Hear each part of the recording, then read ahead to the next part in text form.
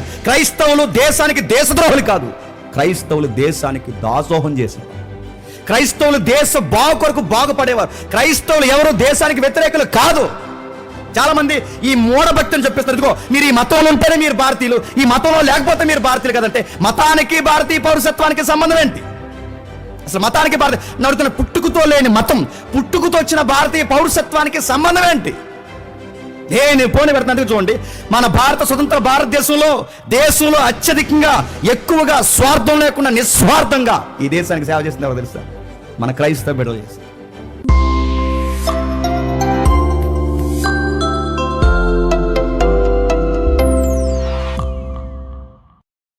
ఎవరైనా ఎంప్లాయీస్ ఉంటే ఈ రోజు నుంచి మీ వైఖరి మార్చుకోండి. మీ ఆఫీసులను ఎప్పుడు షార్ట్ మాటను తిట్టకండి.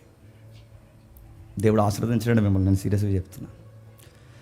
ఆ మనుష్యుడు ఎలాంటోడైనా, నీ పైన ఉన్న సుపీరియర్ ఆఫీసర్ ఎలాంటోడైనా ఆడు అనొద్దు. నేను మళ్ళీ చెప్తున్నాను, ఎందుకంటే ఏ అధికారము దేవుని సెలవు లేకుండా రాలేదు. అతని రైతైనా ఆఫీసర్ అయినా ఎవరైనా వయసులో పెద్దోడైనా ఎవరైనా సరే మీరు ఊరకే మీ పైనున్న అధికారిని ఆడు ఈడనే పేర్లు పెట్టారు, మీ బతుకులు ఇంకక్కడతోనే ఆగిపోతాయి. దావీదు గారికి ఒక విషయం తెలుసు. అది ఏ విషయం తెలుసా? క్రొత్త నిబంధనలు ఉన్న దేవుని మనసుని పాత నిబంధనలోనే సౌలు ముందు కనపరుస్తున్నాడు. ఎక్కడుంది ఒకసారి మీరు చూడండి. రోమిలికి రాసిన పత్రిక ఎంత స్పష్టంగా, ఎంత చక్కగా, ఇది దావీదు కోసమే అన్నట్టు ఎంత బాగుంటుంది చూడండి. రోమిలికి రాసిన పత్రిక త్వరగా రోమిలికి రాసిన పత్రిక అపోస్తలుడైన పౌలు రోమిలికి రాసిన పత్రిక 13వ అధ్యాయం, అపోస్తలుడైన పౌలు రోమిలికి రాసిన పత్రిక 13వ అధ్యాయం మొదటి వచనం నుండి, ప్రతి వాడును పై అధికారులకు లోబడే వాళ్ళు నడుతాడు. ప్రతి వాడు ఏం చేయాలట? పై అధికారులకు లోబడే వాళ్ళను అనగా దేవుని వద్ద కలిగినది తప్ప మరి ఏ అధికారము లేదు. ఉన్నత అధికారులు దేవుని వలనే నియమింపబడి ఉన్నారు. అండర్లైన్, ఏ పెన్నుంటే ఆ పెన్నుతో అండర్లైన్ చేయండి. లైఫ్ లాంగ్ గుర్తుపెట్టుకోండి. ఎక్కడ మీరు పని చేసినా ఆఫీసర్ని, పైన వాడిని, వయసులో పెద్దవాడిని ఆడు ఈడు అనొద్దు. బైబిల్ ఏమంటుందో తెలుసా? ఏ అధికారము కూడా దేవుని సెలవు లేకుండా లేదు. రాజుల్ని ఎక్కించువాడు ఆయనే, దించువాడు ఆయనే, అధికారులను ఏర్పరచువాడు ఆయనే, తొలగించువాడు ఆయనే, రాజు హృదయాలు నీటి కాలంలో తిప్పేది ఆయనే. అది మంచోడైనా చెడ్డోడైనా నియమించుకునేది ఆయనే. నెబుకద్నెజరుని నియమించింది ఆయనే, ఫరోని నియమించింది ఆయనే, ఏ రోజుని నియమించింది ఆయనే. ఒక్క మాటలో చెప్పాలంటే మంచి రాజుల్ని చెడ్డ రాజులను కూడా చరిత్రలో నియమించింది ఆయనే. ఆ కింద నువ్వు మెన్ పవర్గా పనిచేస్తే, చిన్నోడిగా ఉంటే మనం చేయాల్సిన పని ఏంటో తెలుసా? ఏ అధికారము దేవుని వలన కలగలేదని మీరు అనుకోవద్దు. ప్రతి అధికారి దేవుని వలనే ఉన్నాడని వారిని గౌరవించండి. కాబట్టి అధికారులను ఎదిరించేవాడు దేవుని నియమాన్ని ఎదిరించి చెప్పండి. ఒక అధికారికి నువ్వు రెక్కలెస్ యాటిట్యూడ్ చెప్తే, వైల్డ్గా బిహేవ్ చేస్తే, ఆ మనిషి మాటను నువ్వు పెడసేవని పెడితే, నువ్వు సరాసరి జెండా ఎవరి మీదకి ఎగరేస్తున్నావు తెలుసా? దేవుడి అధికారాన్ని ధిక్కరిస్తున్నావు.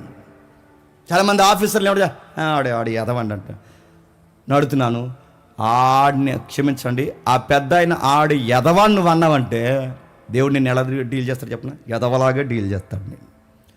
నువ్వు ఎదుటోడిని ఎలా చూస్తావో దేవుడు నిన్ను అలాగే చూస్తాడు. నువ్వు ఎదుటోడిని ఎలా కొలుస్తావో దేవుడు నిన్ను అలాగే కొలుస్తాడు. నువ్వు ఎదుటోడిని ఎలా గౌరవిస్తావో దేవుడు నిన్ను అలాగే గౌరవిస్తాడు. నేను మళ్ళీ మీ మేలు కోరి వాక్యపు సారాన్ని చెప్తున్నాను. ఊరకే ఎవరిని తక్కువ చేసి మాట్లాడకండి. శత్రువు అయిన వాడే ముందుంటే నా ఏలినవాడా, నా రాజా అని ప్రాణాలు తీసేవాడు టార్చర్ పెట్టే ఆఫీసర్గా ఆయన ఉండి అంత టార్చర్ పెడుతుంటే ఆ వ్యక్తినే దావీదు ఆనర్ చేస్తుంటే పైనుండి దేవుడు మురిసిపోతున్నాడు. ఇది నాకు కావాల్సింది. ఒక విషయం చెప్పనా? కీడు చేసి ఎవడైనా శిక్ష అనిపిస్తాడు, కానీ మేలు చేసినా మాటలు పడుతున్నాం అనుకుంటుంది. ఎవరికి హితం అవుద్దో తెలుసా? దేవుడి హితం అంటాడు. దాన్ని ఓర్చుకుంటున్నావు. ఎంత ఓర్చుకున్న ఒక్క మాట వదిలేసావో నీ ఓర్పంత గాలిగిపోయినట్టే. అందుకే కింద కట్టినాడు చూడండి. కాబట్టి అధికారులు ఎదిరించేవాడు దేవుడి నియమాన్ని ఎదిరించున్నాడని ఎదిరించేవారు తమ మీదకి తామే బాగుపడతావు అనుకుంటున్నావా? ఆ జీతాలు నీ ఒంటికి పడతాయి అనుకుంటున్నావు? ఆ జీతాలు నీ కుటుంబాన్ని పనిచేస్తాయి అనుకుంటున్నావా? ఆ జీతాలు నీ భవిష్యత్తుకు రూపాయి నిలబడతాది అనుకుంటున్నావా? నువ్వు ఎక్కడ పని చేస్తావు ఆఫీస్ని గౌరవించకపోతే నీ ఎంప్లాయీ లైఫ్ ఎందుకు? నువ్వు ఎక్కడ పని చేస్తావు ఆ అధికారిని గౌరవించకపోతే ఆ అధికారి కింద పనిచేస్తున్న ఆ దొంగ జీవితం దేనికి? ఆయన ఇచ్చిన డబ్బు నీకు పనిచేస్తుందా? ప్రభుత్వ రాయితీలు నీకు పనిచేస్తాయా? అది నీ ఒంటికి మంచిదా? నీ జీవితానికి మంచిదా? నీ కుటుంబానికి మంచిదా? శిక్ష తెచ్చుకుంటావు అంటున్నాడు దేవుడు. ఏమంటాడు చూడండి, నీ మీద శిక్ష తెచ్చుకుంటాం. ప్రభుత్వము చేయవారు చెడ్డ కార్యములకే గాని మంచి కార్యములకు భయంకరులు కారు. ప్రభుత్వం ఎప్పుడు సీరియస్ అవుతుంది? ప్రభుత్వం వంకరదే, ప్రభుత్వం చెడ్డదే అనుకో, ఎలాగన్నా అనుకో నడుతుంది. ఎప్పుడు యాంటీ అవుతారు? నువ్వేదో లొసుకు పని చేస్తే అప్పుడు యాంటీ అవుతారు. మన నిజాయితీగా ఉంటే వాళ్ళు మనకి యాంటీ అవుతారా? చేయగలరా? వాళ్ళ చట్టాలు తిప్పి మనం అనసగలరా? ఒకవేళ మన నిజాయితీగా ఉంటే మనం నలిస్తే ఈ ప్రభుత్వం మీద ఆ ప్రభు ఉన్నాడన్న సంగతి నువ్వు మర్చిపోతున్నావా? ఆయన ఎక్కించేవాడు ఆయనే, చెప్పండి, దించువాడే. నీ పనుల్లో ఒకటే, నీతికి పడి సావు, దేవుని విలువలకు పడి సావు. ప్రభుత్వం చేయవారు చెడ్డ కార్యములకే గాని మంచి కార్యములకు భయంకరులు కారు. నీకు మేలు కడుగుటకై అధికారులు దేవుని పరిచారకులు, వారికి భయపడక ఉండగోరక కోరితవా మేలు చేయము, అప్పుడు వారి చేత మెప్పు పొందుదువు. నువ్వు చెడ్డది చేసిన యెడల భయపడము, వారు ఊరకే ఖడ్గము ధరింతురా. కీడు చేయి వారి మీద ఆగ్రహం చూపుటకై వారు ప్రతీకారం చేయు దేవుని పరిచారకులు. కోర్టులో ఉన్న సుప్రీంకోర్టు అధికారులు ఎవరు పెట్టిన వారు? దేవుని పరిచారకులు. పోలీసు వ్యవస్థ ఎవరు పెట్టిన వారు? దేవుని పరిచారకులు. ప్రభుత్వ యంత్రాంగంలో పనిచేస్తున్న ఎవరు? దేవుని పరిచారకులు. మీరు ఎక్కడైనా చూడండి, ఏ అధికారులైనా ఎవరు పరిచారకులు? దేవుని పరిచారకులు. పరిపాలన బాలేదు, తీర్పులు బాలేదేమని మాట్లాడుకోవాలి తప్ప వ్యక్తిని అవహేళన చేసి మాట్లాడడం నువ్వు చేసే పొరపాటు గుర్తుపెట్టుకో. అందుకే ఆయన మాట్లాడుతున్నాడు చూడండి. కాబట్టి ఆగ్రహమును బట్టి మాత్రమే కాక మనస్సాక్షిని బట్టి లోబడి ఉండుట ఆవశ్యకము, అవసరం. సరే ఇతనేడు సార్ మాకు ఇబ్బంది అవసరం. ఇక మాట చెప్తున్నా, ఫరోని నియమించింది ఆయనే, ఫరోని నిలబెట్టింది ఆయనే. ఫరో అనే క్యారెక్టర్ లేకపోతే 10 అద్భుతాలు ఇశ్రాయేలు కళ్ళతో చూడగలరా? ఫరో అనే వ్యక్తిత్వం లేకపోతే వాళ్ళకి స్వేచ్ఛా జీవితం విలువ వాళ్ళకి తెలుస్తారా? చరిత్ర మనం చదవగలమంటే ఆయన మేలును వాడగలడు, కీడును వాడగలడు, మంచి అధికారిని వాడగలడు. చెప్పండి, చెడ్డ అధికారిని వాడు. మొత్తం మీద చరిత్రలో ఎవరిని ఎలా వాడుకోవాలో ఆయన తెలుసు. ఇంకా చెప్పినా సాతాను కూడా ఏ టైంకి వాడుకోవాలో ఆయనకి తెలుసు. అందుకే దేన్ని ఎదిరించి నీ ఇష్టం వచ్చిన స్టేట్మెంట్లు ఇవ్వద్దు. ఇంకా ఎలాగనగా వారు దేవుని సేవకులు ఉండి ఎల్లప్పుడూ సేవ ఎందే పనిగల డే నైట్ డ్యూటీ చేస్తున్నారంటే పనిలే చేస్తున్నారా? ఆ ట్రాఫిక్ పోలీస్ అక్కడ ఉంటే ఎన్ని తిట్లు తిడతారండి? చెప్పండి, పర్లేదు. ట్రాఫిక్ పోలీస్ అక్కడ ఉంటే ఎన్ని తిట్లు తిడతారు? పని లేకుండా అక్కడ హెల్మెట్ పెట్టుకోమని ఎవరి కోసం పడుతున్నారు? పోలీసు వాళ్ళు సపోర్ట్ చేస్తున్నా అనుకోకండి. రెఫరెన్స్ అక్కడ మళ్ళీ అడుగుతున్నాను, పోలీసే కాదు ఏ అధికారి అయినా అక్కడ డ్యూటీ ఎండ్లో నిలబడి చేస్తున్నా అంటే ఆ ట్రాఫిక్ పోలీస్ ఎవరి కోసం చేస్తున్నాడు? నువ్వు యాక్సిడెంట్లో పోకూడదని. ఆయన ఎవరి కోసం పనిచేస్తుంది? హెల్మెట్ పెట్టుకుని ఎందుకు అడుగుతున్నాడు? ఒకవేళ ఆయన తప్పే చేస్తాడు అనుకోండి, హెల్మెట్ కోసం ఎందుకు అడుగుతున్నాడు? లైసెన్స్ కోసం ఎందుకు అడుగుతున్నాడు? నీకు డ్రైవింగ్ లేకపోతే నువ్వుతోనే పోద్దా? ఎదురుని కూడా తీసిపోతావు. అందుకే నీకు లైసెన్స్ ఉందా? చెప్పండి. హెల్మెట్ ఉందా? ఇంకా లేదా పొల్యూషన్ సర్టిఫికేట్ ఉందా? ఎన్ని అడుగుతున్నారు? ఎంతకి ఇవన్నీ అడుగుతున్నారు. వాళ్ళు డే అండ్ నైట్ డ్యూటీలు అలా చేస్తారంటే వాళ్ళు తిట్టుకోకు. అక్కడ బళ్ళు ఆపితే ఇక్కడ ఏమీ లేని అసలు తప్పంతా ఎవరిదండి? హెల్మెట్ లేదు, చెప్పండి. ఇంకా చెప్పండి, నాకు గుర్తు రావట్లేదు. ఆర్సీ లేదు, చెప్పండి. సి బుక్ లేదు, ఇన్సూరెన్స్ లేదు, ఏమీ లేదు. దానికి ఎదర బ్రేక్ లేదు, డ్రైవింగ్ లేదు, లైట్ లేదు, సిగ్నల్ లైట్ లేదు, నెంబర్ ప్లేట్ అదిగో అన్నీ ఆడ బండి కలగొంటే నెంబర్ ప్లేట్ లేదు, ఏమీ లేదు. కానీ మనం ఎవరిని తిడతాం చెప్పండి? అక్కడ పోలీసు అని పనికి మాలో ఎప్పుడు పని లేదు. ఇక్కడ కాదు వాళ్ళ పనికి మాలోలా నడుతున్నాను. కోర్టులను తిడతారు, అధికారులను తిడతారు. ఒకవేళ ఇప్పటివరకు మీకు ఈ భాష ఒకవేళ నీకు నాకుంటే ఈ రోజు నుంచి మార్చుకుందాం. దయచేసి ఎవరిని తిట్టకండి. ఎందుకంటే దేవుని రాజ్యంలో నువ్వు రాజు అవ్వాలి అంటే కొన్ని ఖచ్చితంగా నువ్వు మార్చుకోవాలి. దేవుడు ఏర్పరిచిన ఆయన అధికారంలో నువ్వు వర్ధిల్లాలి అంటే ఖచ్చితంగా మన భాష మార్చుకోవాలి, మన విధానాలు మార్చుకోవాలి. ముఖ్యంగా ఎదుటి వ్యక్తుల్ని కించపరిచే విధానాలు మానేయాలి. అధికారులు దేవుని తరపునున్న ప్రతినిధులు ఇంతే కదా. మీరు పన్ను కూడా చెల్లించున్నారు, ట్యాక్స్ ఎక్కువ వేస్తున్నారని గవర్నమెంట్ తిట్టుకుంటున్నావా? జిఎస్టీ ఎక్కువైపోయిందని యదవ ప్రభుత్వం వచ్చింది అన్నట్టు. యదవ ప్రభుత్వం జిఎస్టీ ఎక్కువ వేస్తున్నారని తిట్టుకుంటున్నావా? ఇంకా చెప్పండి, నాకు గుర్తురాలేదు. పన్నులు ఇంటి పన్ను కోసం తిట్టుకుంటున్నావా, ఏం తిట్టుకుంటున్నా తెలియదు, కానీ మొత్తం మీద ఏం చేసినా కట్టాలనుకున్నప్పుడు కట్టే. ఇంకా చెప్తున్నా చూడండి. కాబట్టి ఎవనికి పన్ను వానికి పన్నును, ఎవనికి సుంకమో వానికి సుంకమును చెల్లించండి. ఎవడి ఎల్ల భయం ఉండవలనో వాని ఎల్ల భయం ఉండవలను, ఎవడి ఎల్ల సన్మానం ఉండవలనో వాని ఎల్ల సన్మానము కలిగి ఉండము. అందరి వారికి రుణాలు తీర్చే. ట్రైన్ ఎక్కినప్పుడు టికెట్లు తీద్దామా? చెప్పండి ముఖ్యం సార్, చెప్పండి. వడవాడేస్తాం టీటీతో వెళ్తామండి. ఈడు మామూలు జనరల్ టికెట్ తీసి అక్కడికి ఎత్తాం చెప్పండి. రెసిడెంట్గా దిగుతాడు, ఎక్కువ మాట్లాడు, కింద దూకేస్తా అన్నాడు ఒకడు. అటు దూకి దీని మీద లెటర్ వేస్తారండి, ఎవరి మీద? టీటీ మీద. ఎంత అన్యాయం అండి. అందుకే భక్త్ సింగ్ గారు అనుకుంటా, ఎప్పుడో ఆయన దేవుళ్ళలోకి రాకముందంట, అయిందనుకుంటా, ఎప్పుడు నేను బుక్లో చదివాను, ఎప్పుడో దేవుళ్ళలోకి రాకముందంట టికెట్ తీయకుండా ఆయన ఇండియన్ గవర్నమెంట్ రైల్వేస్ ఏవైతుందో ఆయన జర్నీ చేశాడట. ఆ తర్వాత ఆయన దేవుళ్ళకి వచ్చిన తర్వాత చాలా సీనియర్ సేవకుడిగా తయారైన తర్వాత ఆ సేవలో బిజీగా వెళ్ళిపోతున్నాడు. ఒకసారి ఆగండి అని చెప్పి ఆ రైల్వే స్టేషన్కి వెళ్ళి టికెట్లు కొంటుంటే, ఇదేంటి సార్ వెహికల్ ఉండగా మళ్ళీ మీరు అక్కడ టికెట్లు కొంటున్నారు, ట్రైన్లో వెళ్తారా, నచ్చట్లేదా, మా డ్రైవింగ్ నచ్చలేదంటే అని చెప్పి ఆ టికెట్లు కొని అక్కడే చింపేశారంట. ఎందుకంటే నేను రైల్వే డిపార్ట్మెంట్కి రుణం ఉండిపోయాను అన్నాడు. వాక్యం అర్థమైతే అలా బిహేవ్ చేస్తాం. నేను ఎప్పుడో వాక్యంలో చెప్పినట్టు గుర్తు, సులభ కాంప్లెక్స్లు ఉంటాయి బయట, అందరూ వెళ్ళి ఎవరు నీళ్ళు కొట్టడండి, ఎవడు శుభ్రం చేయడండి. కానీ ఒక క్రైస్తవుడికి నువ్వు వెళ్ళొచ్చిన తర్వాత నెక్స్ట్ ఎవడైనా వెళితే నా ముందు ఎవడెళ్ళే డబ్బు ఎంత నీట్గా ఉందో అనుకోవాలి. గుర్తుపెట్టుకోండి, మనం ప్రభుత్వానికి మేలుకరంగా ఉండాలి తప్ప చెప్పండి కీడుకరంగా ఉండకూడదు. మనం ఎక్కడుంటే అక్కడ ఆఫీస్, కుటుంబం ఎక్కడున్నా సండి ఎవరంటే ఎంత బాగుంటారంటే ఆశీర్వాదకరమైన ప్రజలుగా ఉండాలి.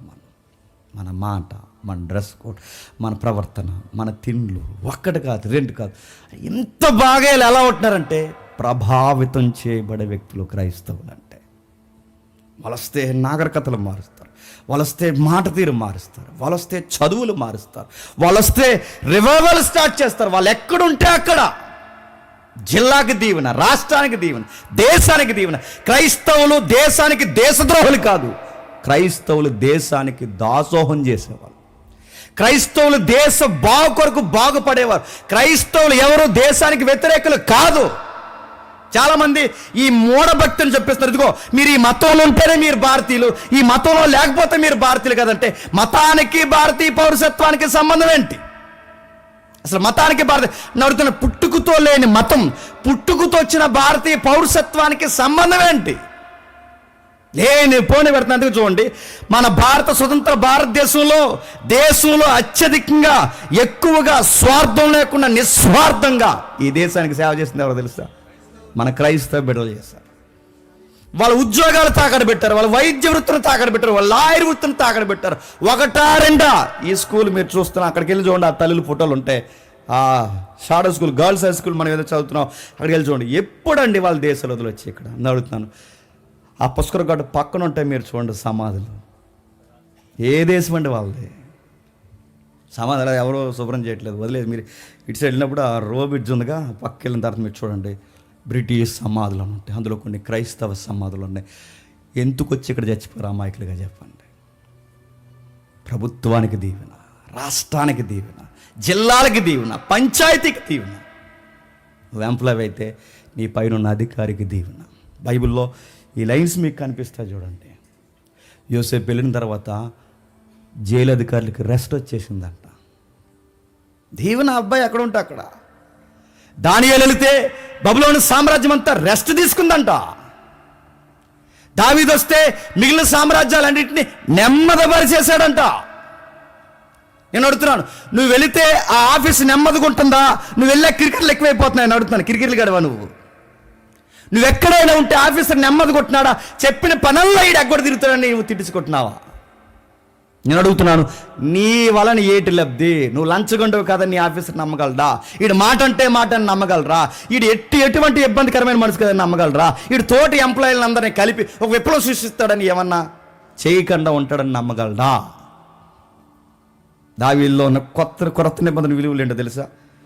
సరే మిమ్మల్ని నేను హానర్ చేస్తున్నాను. ఎందుకు చెప్తున్నా? ఒకటి, మీరు దేవుడు అధికారి. 2, మానవాధికారి. ఈ రెండిట్లని బట్టి చెప్పండి, నేను సాష్టాంగపడుతున్నాను. మీరు నా మీద దేవుడిచ్చిన అధికారంతో నా తల తీసేసిన చెప్పండి, నేనేమన్నా. అందుకే మనం మాట్లాడాల్సిన మాట చెప్పిన, చట్టాన్ని మేము చెప్పండి గౌరవిస్తున్నాం. చట్టాన్ని మేము గౌరవిస్తున్నాం, అధికారులు మేము గౌరవిస్తాం. చట్టం ఎలా చెబితే అలా మేము చెప్పండి చేస్తాం. నువ్వు చెప్పినట్టు చేయం, ఆయన చెప్పినట్టుగా అధికారి చెప్పినట్టు మేము చేస్తాం. ఎందుకంటే అధికారి దేవుని వలన నియమింపబడినవాడు. దావీదు క్వాలిటీస్ అదిరిపోదండి. చదువుతుంటే ఎంత జాగ్రత్తగా అధికారులను గౌరవిస్తున్న దావీదుని చూసి దేవుడు మురిచిపోయాడు. ఆ 9వ వచనం ఏం జరుగుతుంది? 24వ వచనం ఎంత చక్కగా మాట్లాడుతున్నారు చూడండి. ఇది ఎప్పుడైనా మీరు ట్రై చేయండి. ఇప్పుడు లైఫ్లో మనకి ఎనిమిస్ ఉండరా? వివేకానంద స్వామి నువ్వు చెప్పు, ఉంటారా కదా. దావీదు కోర్టులో వాదించినట్టు వాదించాడండి ఇక్కడ. అందుకు ఒక ఆయన ఏమంటాడంటే, దావీదు మంచి న్యాయవాదంట. ఈ శత్రువు సుదీర్ఘమైన ఈ గొడవని కోర్టులో పెడితే దావీదుకి వ్యతిరేకంగా సాక్ష్యం చెప్పడానికి వచ్చిన వాడిని కూడా చెప్పండి దావీదు మార్చేసుకుంటాడంట. ఇది ట్రై చేయండి, ఖచ్చితంగా పనిచేస్తుంది. ఎంత బాగా మాట్లాడుతున్నాడంటే 24వ అధ్యాయం 9వ వచనంలో, సౌలు తిట్లను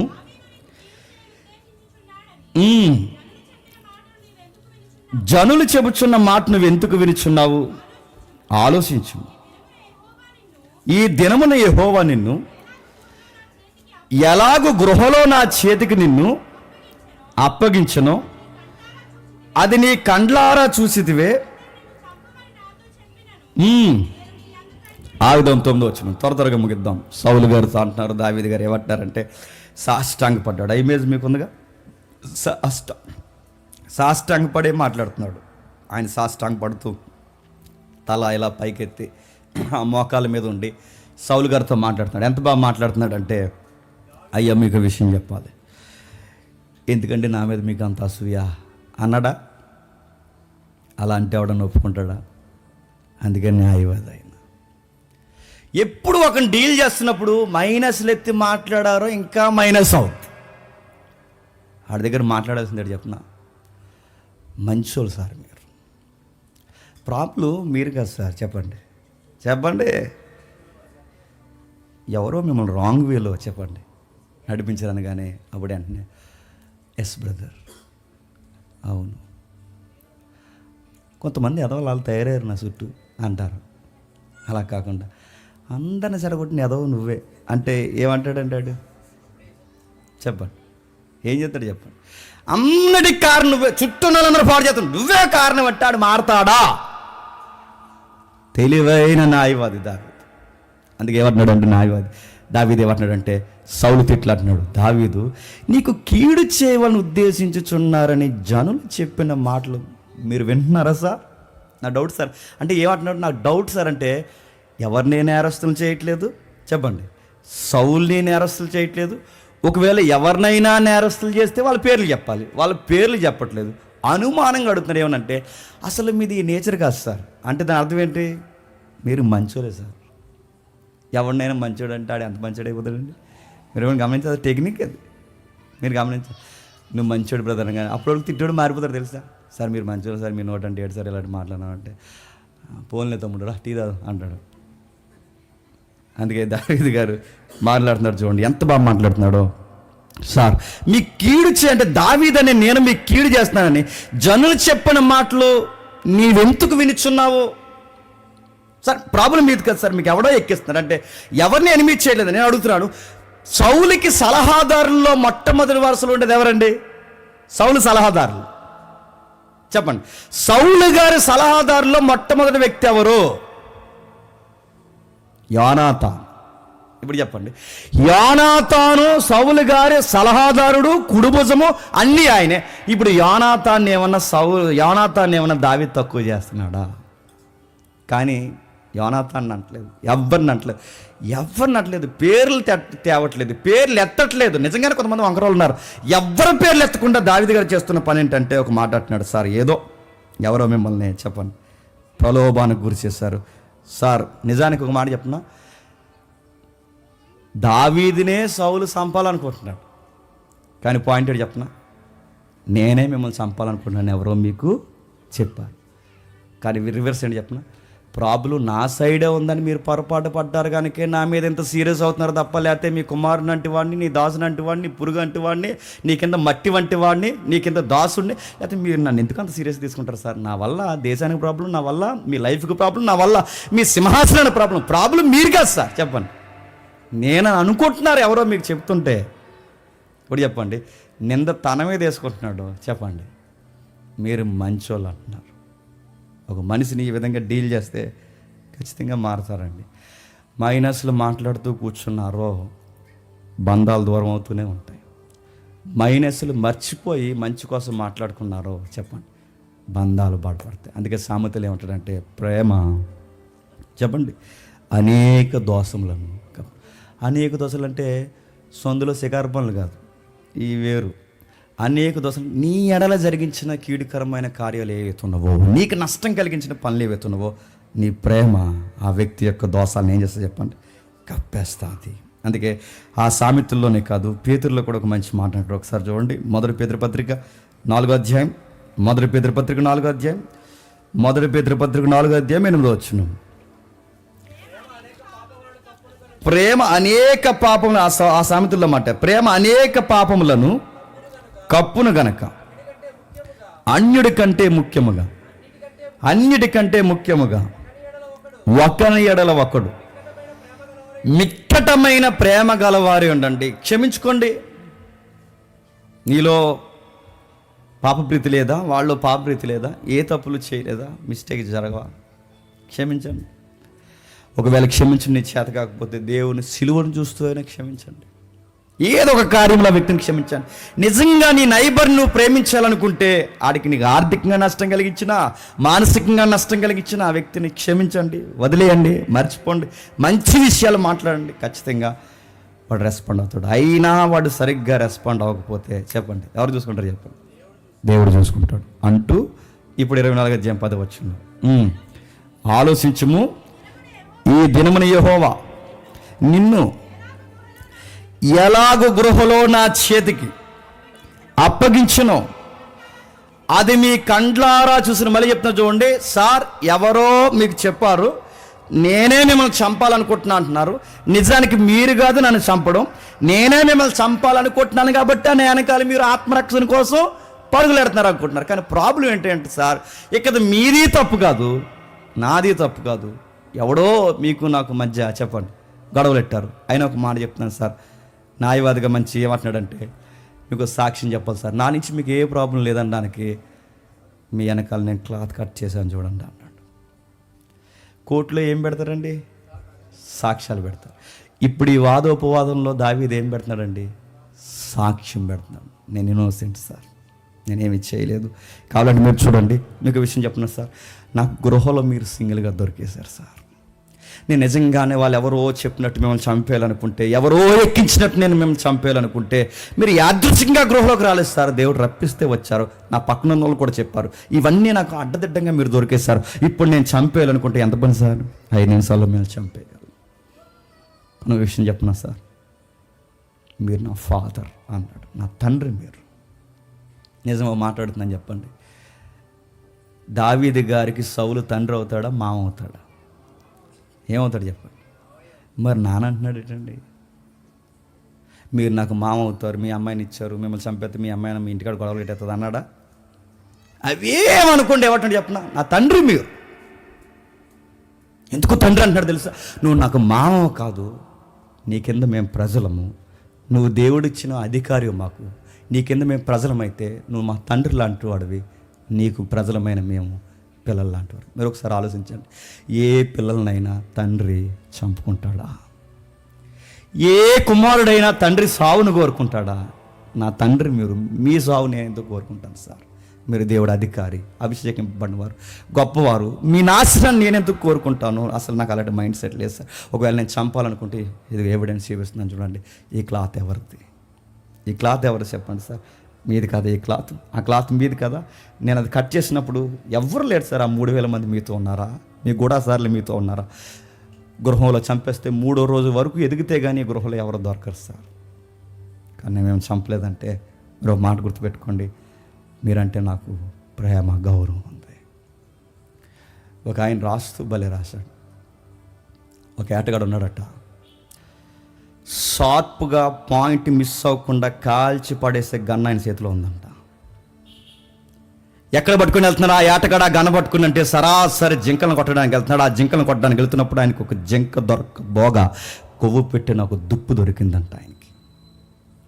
ఆ ఏటగాడు షార్ప్గా దొరికి ఒక ఎపను పట్టుకుని వెళ్తున్నప్పుడు అది షార్ప్గా వెళ్తుంటే ఆ మార్గం మధ్యలో ఆయనకి జింక దొరకలేదు, కొవ్వు బాగా పట్టిన ఒక దుప్పు దొరికింది. అది ఎక్కడ దొరికిందంటే ఒక బురదలో గోతులో పడిపోయి విలవిల్లాడుతుంది.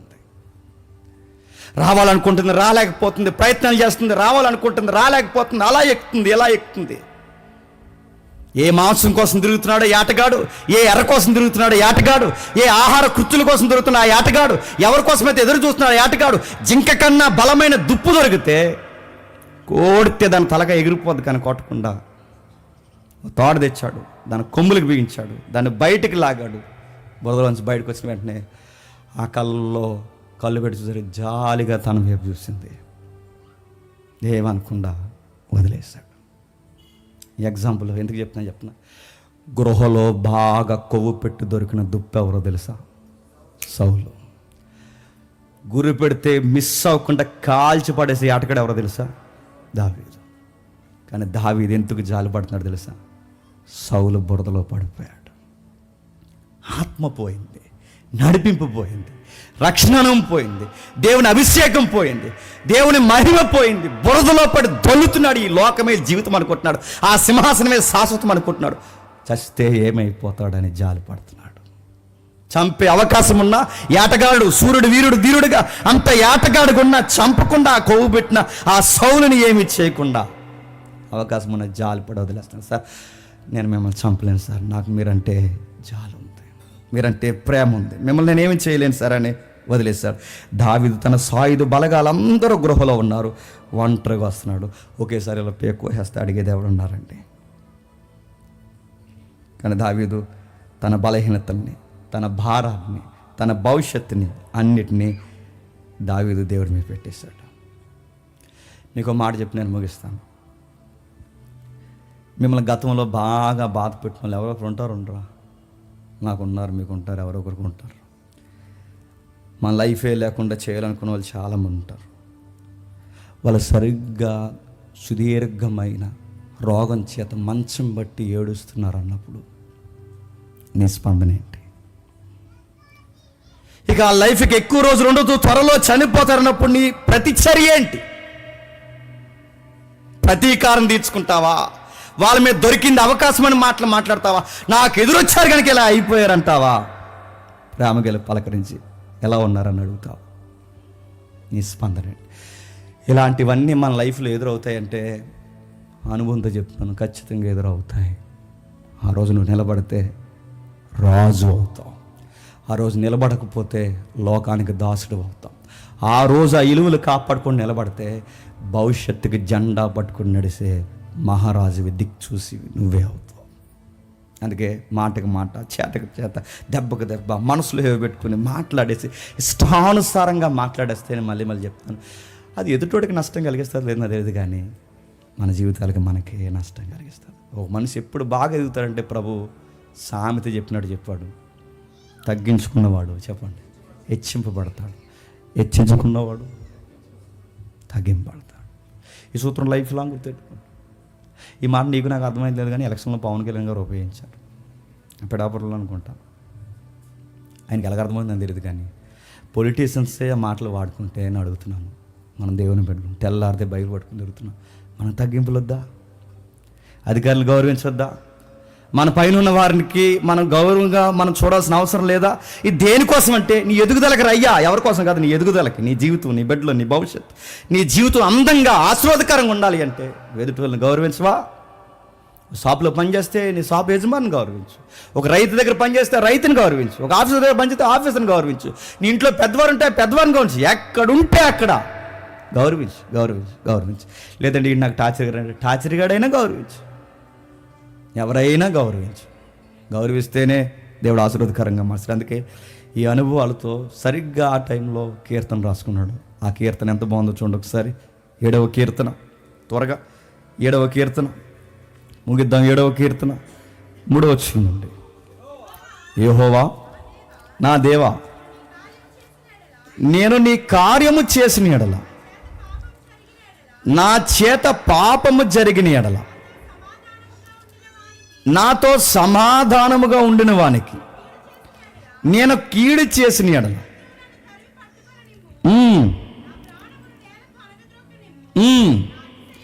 7వ అధ్యాయం మొదట ఆ చిన్న అక్షరం చూడండి. బెన్యామీను వంశస్థుడైన కూసు చెప్పిన మాటల విషయమే దావీదు యెహోవాను గూర్చిన పాడినది ఇది, వీణతో తంతి వాయిద్యములతో వాయించే కీర్తన. అక్కడ ఒక భాగం ఎప్పుడో చెప్పాను మా చర్చిలో, అక్కడ రాస్తున్నాడు చూడండి. బెన్యామీను వంశస్థుడు అంటే సౌలు ఏ వంశస్థుడండి? ఇప్పుడు చెప్పండి. సౌలు బెన్యామీను వంశస్థుడు. సౌలుకి పెట్టిన నిక్నేమ్ ఏంటో తెలుసా?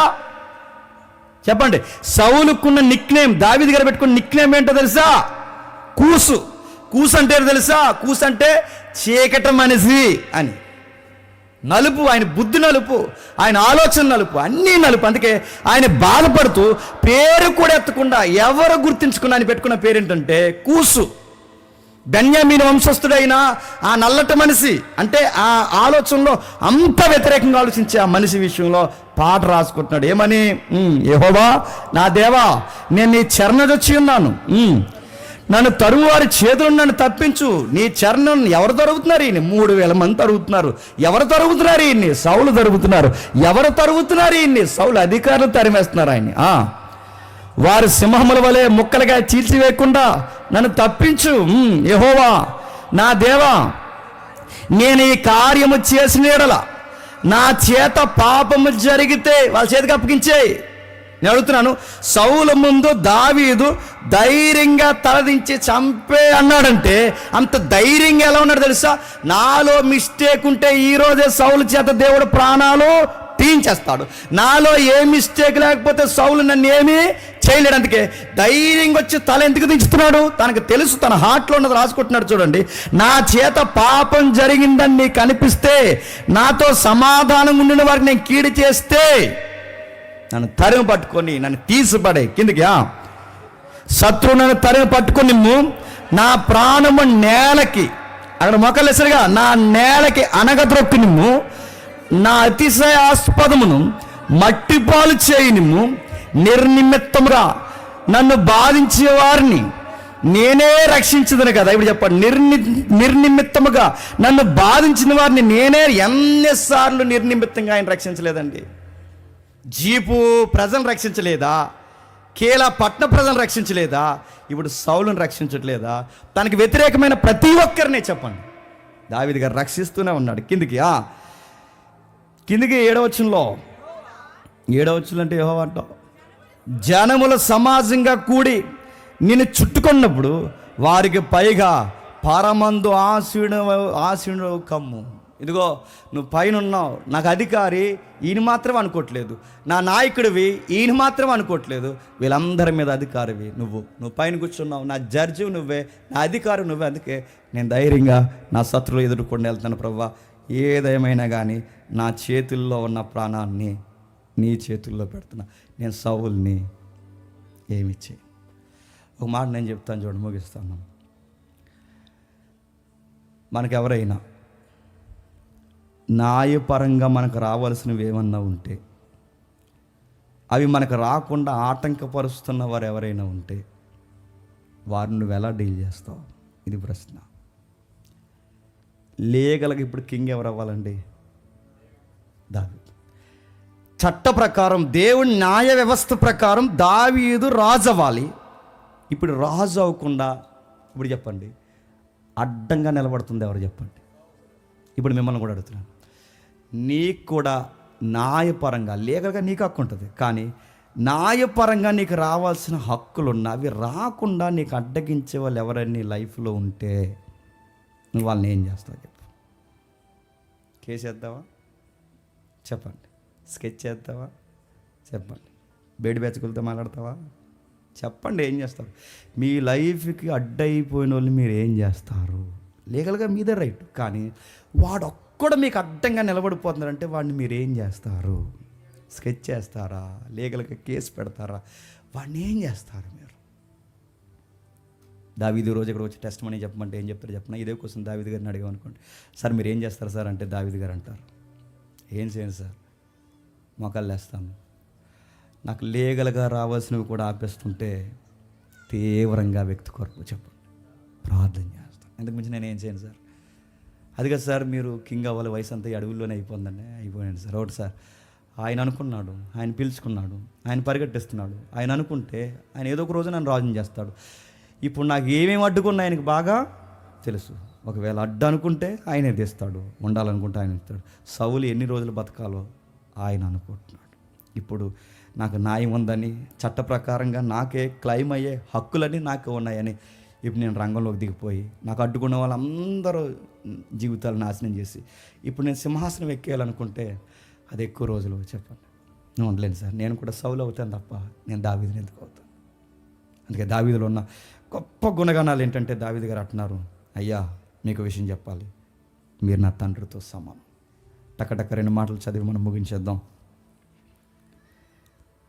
11 నా తండ్రి చూడుము, ఇదిగో చూడుము, నేను చంపక నీ వస్త్రపు చెంగు మాత్రమే కోసేదని గనక నా వలన నీకు కీడు ఏమాత్రం రాదని, నాలో తప్పిదం ఎంత మాత్రం లేదని నీవు తెలుసుకున్నట్లు నీ విషయమై నేను ఏ పాపము చేయని వాడినై ఉండగా నీవు నా ప్రాణం తీయవలనని నన్ను తరుముచున్నావు. నీకు నాకు మధ్య యెహోవా న్యాయము తీర్చును, యెహోవా నా విషయమై పగదీర్చువానుగా నేను చంపును. ఒకవేళ నా సైడ్ తప్పు ఉంటే నన్ను తీసేస్తాడు, మీ సైడ్ తప్పు ఉంటే మీరు తీస్తారు. లేదు సమాధానపరచాలనుకుంటే ఆయన సమాధానపరుస్తాడు. సార్ మన ఇద్దరికున్న గొడవ నేను ఎవరికి చెప్పట్లేదు, దేవుడికే చెప్పండి, అప్పగిస్తున్నాను. ఇంకా పూర్వీకులు దుష్టుల చేతనే దౌష్టం పుట్టును కానీ నేను చంపను.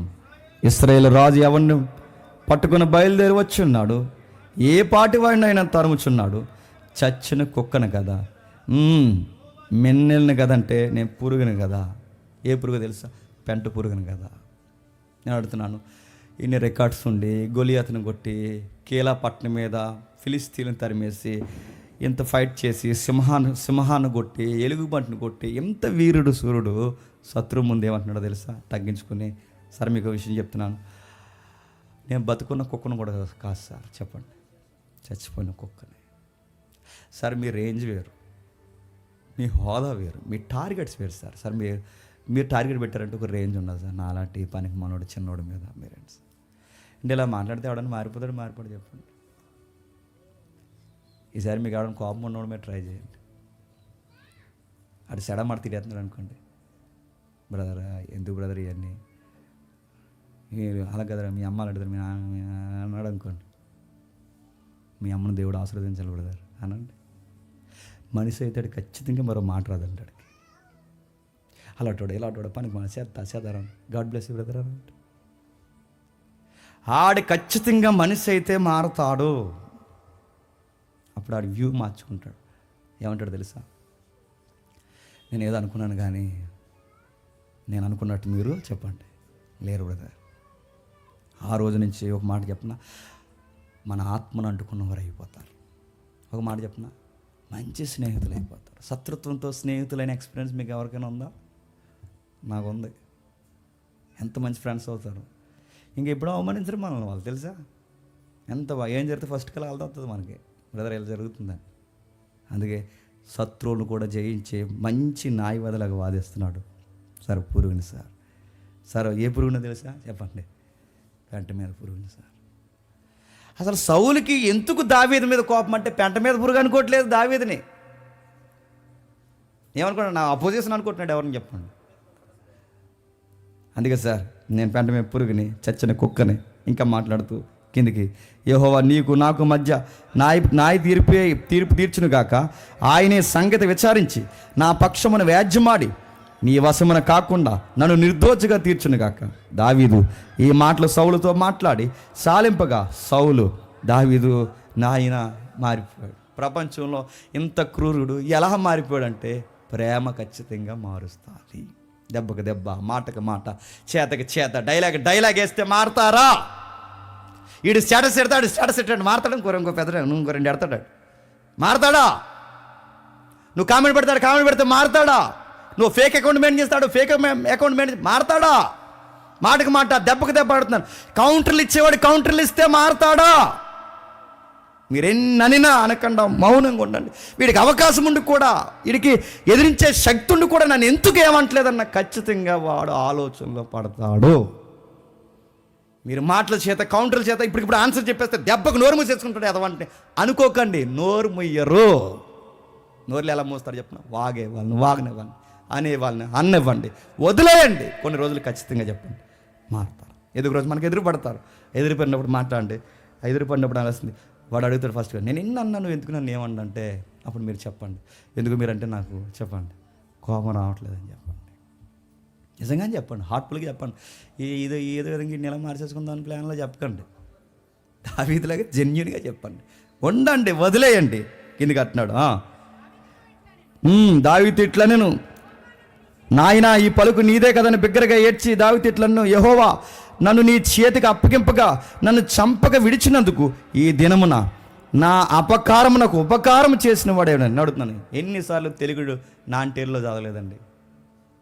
ఎన్నిసార్లు తెలుగు నాంటేల్లో చదివాం? ఏమని? అపకారికి ఉపకారం వచ్చేవాడు. ఏదో అన్నారులేండి, విశ్వదాభిరామ వినరా? విశ్వదాభిరామ వింటలేదు కానీ విశ్వాసగా నువ్వు విను. సగటు విశ్వాసకి నువ్వు అపకారికి కూడా చెప్పండి ఉపకారం చేయి. ఏమి ఆడ దగ్గర నుంచి ఎక్స్పెక్ట్ చేయకుండా ఉపకారం చేయి. అపకారికి కూడా ఉపకారం చేసిన వారు బైబుల్ స్టోరీస్లో ఉన్నారంటే పుంఖాలుగా ఉన్నారు. అందులో ఎవరున్నారు చెప్పండి? దావీదు ఉన్నారు.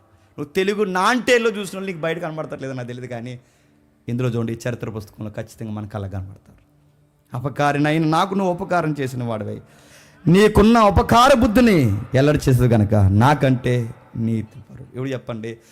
సరే పాపమంతా మీదే, నేను ఏ తప్పు చేశాను, నన్ను ఎలా తరుగుతున్నారంటే ఒప్పుకుంటాడా? ఏమంటాడు చెప్పనా? నేను మిమ్మల్ని ఏం చేయట్లేదు, మిస్టేక్ అంతా నా దేవుడు మధ్యలో పెట్టేటప్పుడు పొల్లాను. కానీ ఇప్పుడు అంటున్నాడు, నువ్వే మంచోడివి, నేనే అనీతి. ఒప్పుకుంటున్నాడు. అలా ఒప్పించాలంటే ఎంత దేవుని సహాయం ఉండాలండి, ఎంత తగ్గింపు ఉండాలండి, ఎంత ముందు చూపు ఉండాలండి, ఎంత దేవుడితో కనెక్ట్ అయి ఉండాలండి. ఒక మనిషి మూర్ఖుడిని దివారాత్రులు మనం తిట్టేవాడిని మార్చాలి అంటే మనం ఎంత దేవుని ఆత్మ నడిపింపు ఉండాలి చెప్పండి. అలాంటి మనసు మనం గెలుచుకోవాలంటే అందుకే దేవుడిచ్చిన గొప్ప తలంతు దావీదుకి మంచిగా వ్యవహరిస్తున్నాడు. నిశ్చయముగా నీకు సిద్ధపరచబడిన అన్నీ క్షమించండి. 19 వచ్చును, ఒకనికి తన శత్రువు దొరికిన ఎల్లా మేలు చేసి పంపివేయిన ఈ దినమ నీవు నాకు చేసిన దాన్ని బట్టి యెహోవాకు ప్రతిగా నీకు మేలు చేయనుగాక. నిశ్చయముగా నీవు రాజు వగదువనియు ఇశ్రాయేలు రాజ్యము స్థిరపరచబడిననియు నాకు తెలియను. కాబట్టి నా తర్వాత నా సంతతి వారికి నువ్వు నిర్మూలన చేయకున్నట్లు, నా తండ్రి ఇంట్లో నుండి నా పేరు నువ్వు కొట్టివేయబడుకున్నట్లు యెహోవా నామము నాకు ప్రమాణం చేయము. అంతటా దావీదు సౌలుకు ప్రమాణం చేసను. అప్పుడు సౌలు ఇంటికి తిరిగి వచ్చను. అయితే దావీదు అతని జనులను తమ కొండ స్థలములకు వెళ్ళిపోయారు. ఇప్పుడు చెప్పండి ఎంత బాగా డీల్ చేశాడు చెప్పండి. దావీదు గారు ఎలాంటి మాట తీసుకున్నాడో తెలుసా? సౌలు గారు లాస్ట్కి ఒప్పేసుకున్నారు, నాయన నా తర్వాత రాజువి నువ్వే. ఏడుస్తూ ఒక మాట చెప్తున్నాను, దుఃఖిస్తూ ఒక మాట చెప్తున్నాను, పెద్దోడుగా ఒక మాట చెప్తున్నాను, నీ తండ్రిగా ఒక మాట చెప్తున్నాను, నీ మామగా ఒక మాట చెప్తున్నాను, నీ రాజుగా ఒక మాట చెప్తున్నాను. నిన్నెంత బాధ పెట్టానని, నీ టైం వచ్చిన తర్వాత నా సంతతిని ఇబ్బంది పెట్టనని మాట పెద్ద ఆయనకి మాట ఇచ్చాడు. సార్ నాకు అలాంటి నేచర్ కాదు, నేను మిమ్మల్ని ఏమన్ను, నేను మిమ్మల్ని క్షమిస్తున్నాను. నేను అనుకుంటాను ఇన్ని సంవత్సరాలు ప్రశాంతంగా మనిషి నిద్రపోయలేదు నాకు తెలియదు, కానీ ఆ నైట్ చాలా మంచిగా నిద్రపోయి ఉంటాడండి. ఇన్ని రోజులు తిరిగింది ఆ మనిషికి బాగా అరిగిందో లేదో నాకు తెలియదు, కానీ చాలా బాగా అరుగుతుంది. ప్రతిరోజు ఉదయం ఆ ముఖం వెలిగిందో లేదో నాకు తెలియదు, కానీ సౌలు ముఖం ఆ తర్వాత రోజు ఉదయం ఎంత బాగుంటుందో. అందుకే హృదయం నిండిన బట్టే నోరు మాట్లాడుతుంది. హృదయం బాగుంటేనే చెప్పండి సామెతలు ఉందిగా, ఫేస్ బాగుంటుంది. మీరు ఏ క్రీమ్ వాడుతున్నారు చెప్పండి? ఏ క్రీమ్ వాడండి, ఏ క్రీమ్ అది వాడకండి, తక్కువడిపోతుందంట. ఏం వాడతారు? అందుకే మన ఫేస్లో బ్రైట్నెస్ ఉండాలంటే లోపల చెప్పండి మంచి ఆలోచన ఉండాలి, మాట బాగుంటుంది, సూప్ బాగుంటుంది, అట్రాక్షన్గా ఉంటామండి. ఎక్కడ చూసినా సెంటర్ ఆఫ్ అట్రాక్షన్ ఉంటాం. లేదండి నేను అలోవేరా వాడుతానండి, వాడు డ్రైనేజ్లో పడిపోయింది, ఇది వాడు, ఈ టెక్నిక్స్ వాడు, అన్ని విధాలుగా హెల్తీగా ఉంటాం, ఆశీర్వాదకరంగా ఉంటాం. మనసులో ఏం పెట్టుకోకుండా నచ్చిన ఫుడ్ తినండి, మనశాంతిగా నిద్రపోండి, తగ్గించుకోండి. తగ్గించుకున్న వారిని దేవుడు చెప్పండి హెచ్చిస్తాడు. ఆలస్యం